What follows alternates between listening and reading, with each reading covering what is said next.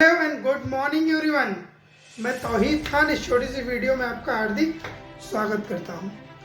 आज कुछ दिनों से मेरी वीडियोस नहीं आ रही थी, फाइनली आज वीडियो बन रही है तो जाहिर सी बात है अपलोड भी होगी।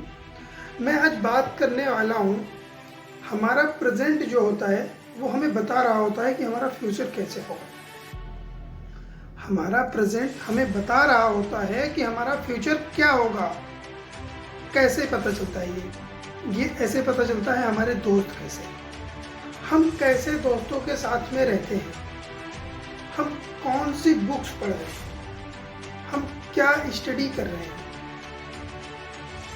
जो चीज़ अभी हम प्रेजेंट में कर रहे हैं वो हमें फ्यूचर में आने वाले 5 सालों में हमें पता लग जाएगा हम क्या बन पाएंगे, क्या हो पाएंगे। लेकिन हमारे ड्रीम कुछ और होते हैं, लेकिन हम कुछ कर और रहे होते हैं।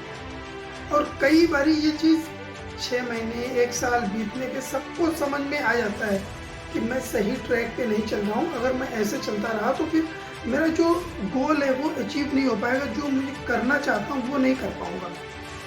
लेकिन फिर भी हम उस चीज़ से बाहर ही नहीं निकल पाते। इस बात को एग्री करना पड़ेगा, तभी हम उस चीज़ से कुछ कर सकते हैं। बहुत से लोग ऐसे होते हैं जिनको बात समझ में आ जाती है कि मेरे जो दोस्त हैं वो ड्रिंक करते हैं या कुछ भी करते हैं, उनके साथ मैं डेली 3 घंटे 4 घंटे अपने बिता देता हूँ।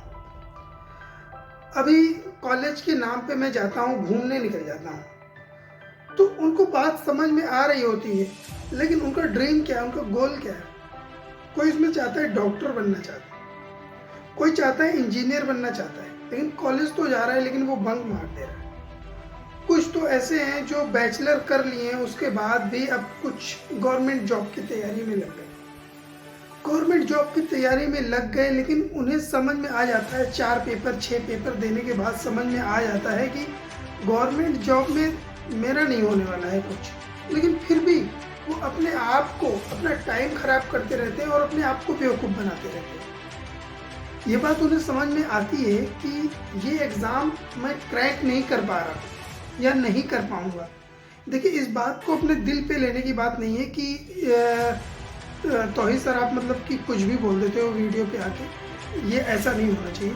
लेकिन जो रियलिटी है उसे हमें एक्सेप्ट करना पड़ेगा। अभी अगर मैं एक छोटा सा एग्जांपल देना चाहूँ, MBA चाय वाले का नाम सुना होगा आपने, सुनने की क्या बात है, सबने ही सुना होगा। MBA चाय वाला देखो MBA करना चाहता था, उसने एग्ज़ाम दिए, उसे समझ में आ गया कि मुझसे नहीं हो रहा है, तो उसने क्या किया, कम से कम चाय का ही अपना स्टार्टअप शुरू कर दिया, चाय बेचना शुरू कर दिया। तो कुछ ना कुछ उसने किया। अगर वो भी उसी एग्ज़ाम में पढ़ा रहता या फिर कहीं इधर उधर कॉलेज से MBA कर लेता तो आज उसकी लाइफ क्या होती। तो हमें डिसीज़न लेना पड़ेगा, समझना पड़ेगा कि हम अभी क्या कर रहे हैं और हमारे लिए क्या चीज़ सही है।